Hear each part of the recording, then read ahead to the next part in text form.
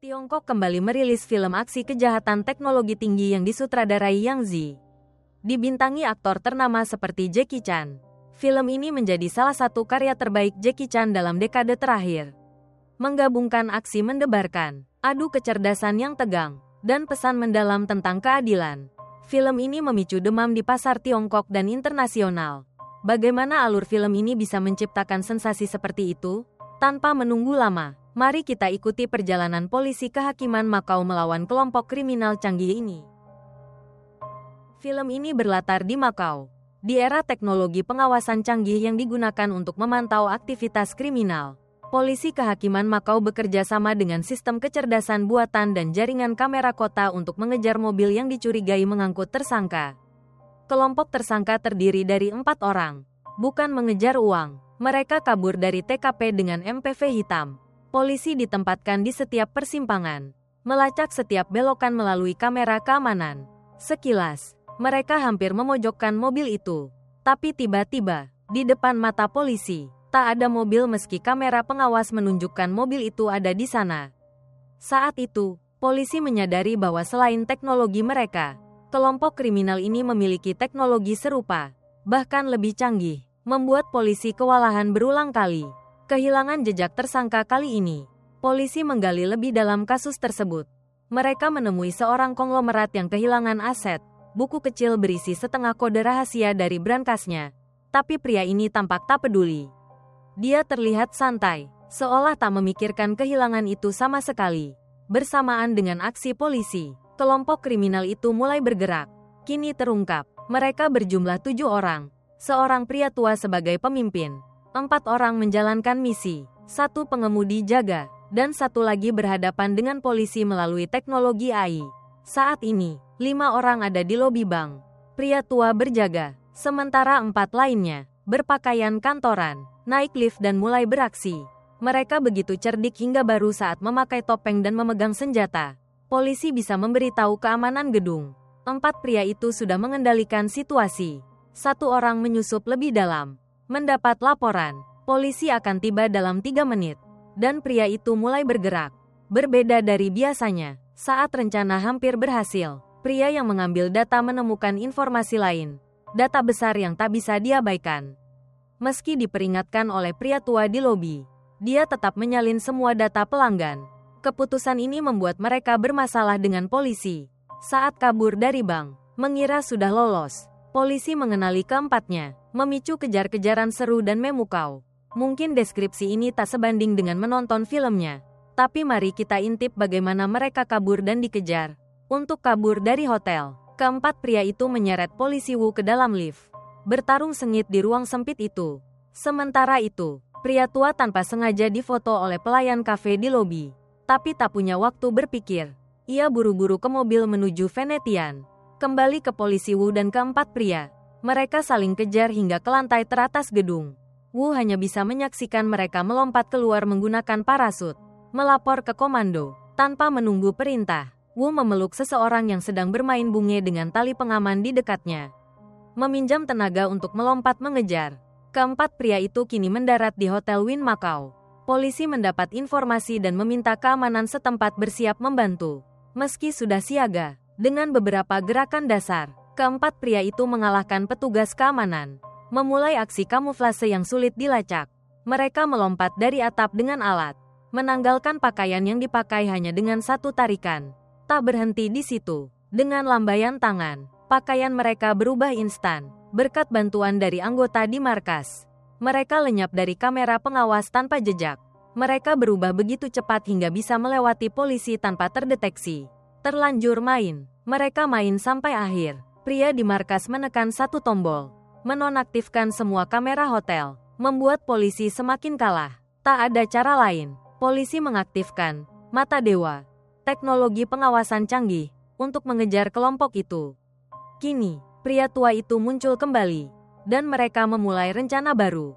Sayangnya, saat bertarung di lift tadi, polisi Wu mengenali salah satu dari 4 pria. Polisi mulai menargetkannya untuk dikejar. Anggota lain memberikan dukungan ketat, bahkan menyamar sebagai wanita, hingga akhirnya berhasil mengalahkan polisi. Kabur di depan mata mereka. Ini menjadi noda besar bagi polisi. Hanya 3 menit tiba di TKP. Tapi sejumlah besar uang raib.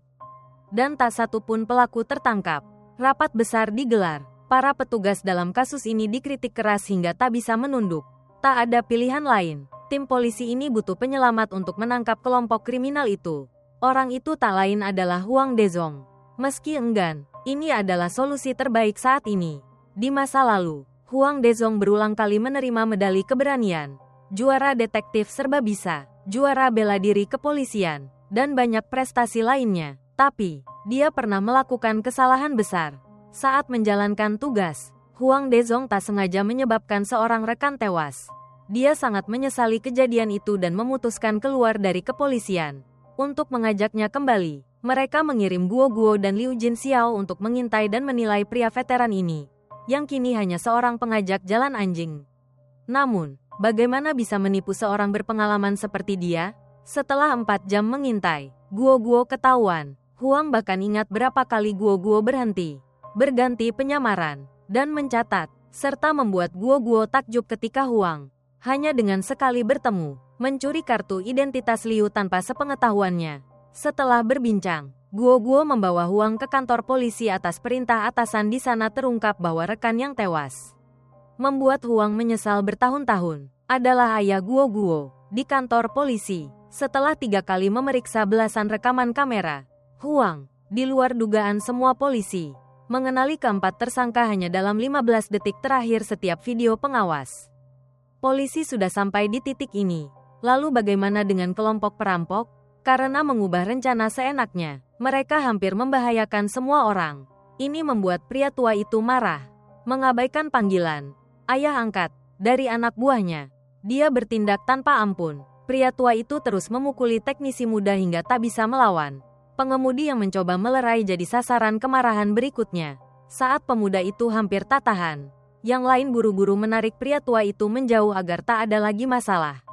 Kembali ke markas polisi, di bawah arahan Huang Dezong, mereka berhasil mengenali wujud keempat penjahat di kamera pengawas.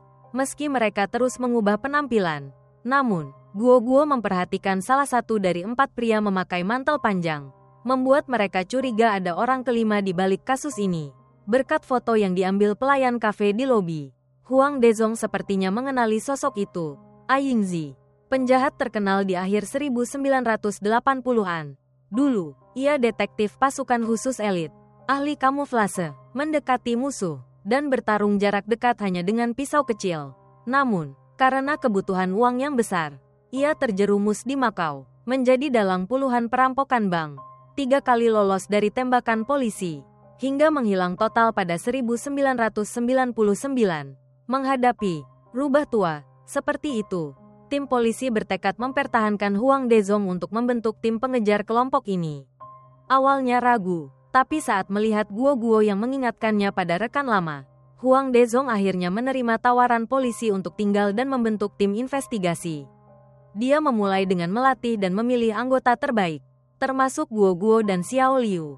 Setelah berhari-hari dilatih, tim penyelidik ini mulai bergerak, mencari sosok yang disebut Yingzi. Di bawah arahan Huang, mereka terbagi menjadi kelompok-kelompok kecil, menyamar secara alami agar tak ada yang curiga, seperti pedagang, pengendara sepeda, pasangan kekasih, atau pengemudi ojek berbaju hijau seperti di negara kita. Setiap orang punya peran, mengamati dengan cermat, mencatat detail terkecil agar tak kehilangan petunjuk. Hanya Guo Guo yang kesal karena tak mendapat tugas lapangan seperti lainnya. Malah harus duduk di mobil pengawas yang pengap bersama Huang Dezong. Menyadari kemarahan Guo Guo, Huang tak buru-buru, menganggap ini pelajaran pertama baginya. Sementara itu, kelompok kriminal mulai menunjukkan keretakan internal. Masing-masing mulai punya pikiran sendiri yang tak bisa ditebak. Bahkan oleh orang terdekat, adegan menunjukkan pergolakan batin pengemudi saat memegang pisau cukur untuk Yingzi. Namun, setelah itu, mereka duduk bersama di meja makan. Seolah tak ada ketegangan yang baru saja terjadi di antara mereka. Penyelidikan telah berlangsung selama 12 hari tanpa petunjuk apapun. Fokus tim semakin tajam. Malam ini, seperti biasa, Guo Guo turun dari mobil untuk membeli makanan bagi Huang Dezong dan rekan di mobil. Saat melewati jalan sepi, dia melihat seorang gadis diintimidasi sekelompok pemuda. Lewat radio, Huang memerintahkan untuk tidak mendekat. Tapi Guo sengaja mengabaikan perintah. Mendekati preman itu untuk menyelamatkan gadis itu hingga hampir ketahuan identitasnya. Beruntung, Huang muncul tepat waktu, menyelamatkannya, dan dengan marah membawanya kembali ke mobil. Saat itu, kemarahan Guo meledak. Huang melepas radio dan menjelaskan apa itu detektif sejati. Dia bercerita tentang kejadian tahun itu dengan ayah Guo. Seperti Guo, Huang pernah berpikir tugas polisi adalah melindungi warga. Tapi tindakan bodohnya itu menyebabkan ayah Guo tewas. Dan korban pun tak terselamatkan. Hingga kini, Huang tak tahu nasib anak itu. Dari kejadian itu, dia belajar harus tegas. Meski menyesal, tapi tak boleh salah lagi. Kata-katanya membuat semua polisi yang mendengar lewat radio meneteskan air mata. Hati mereka dipenuhi keheningan berat.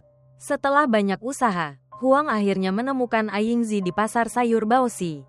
Tim mulai ditempatkan. Dan Guo mendapat tugas penting, mendekati tersangka untuk mengenali identitasnya. Rencana sepertinya berjalan sangat baik. Namun polisi Wu di kantor menyadari bahwa salah satu pengintai pernah berhadapan dengan pria tua itu di lobi gedung sebelumnya.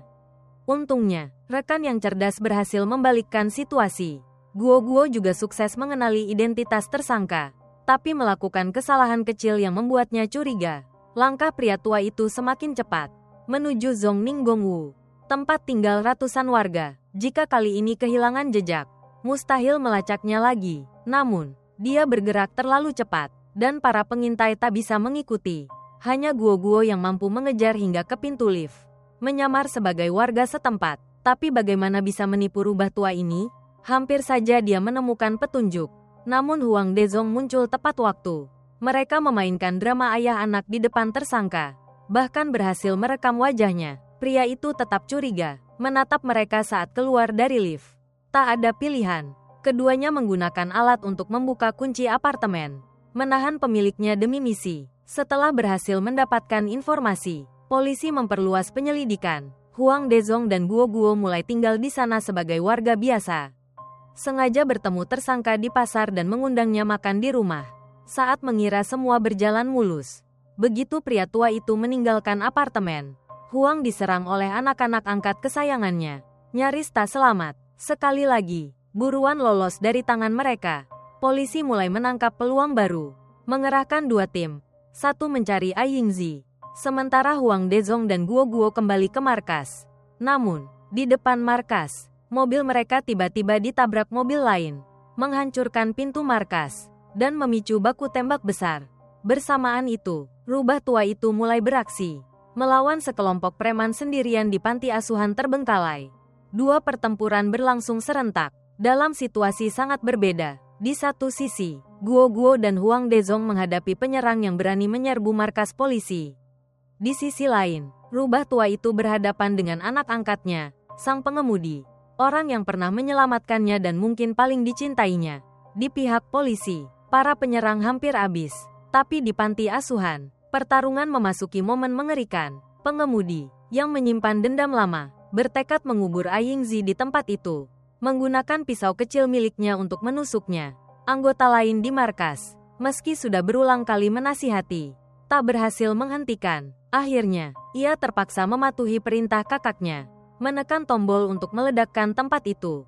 Setelah berbagai peristiwa menyedihkan, kelima pemuda ingin meninggalkan segalanya di sini dan pergi ke Teluk Venetian untuk kabur ke luar negeri. Namun, mereka tak menduga rubah tua itu masih di sana. Menjadi ancaman terbesar. Tim polisi, dengan bantuan teknologi AI, mengetahui tujuan mereka.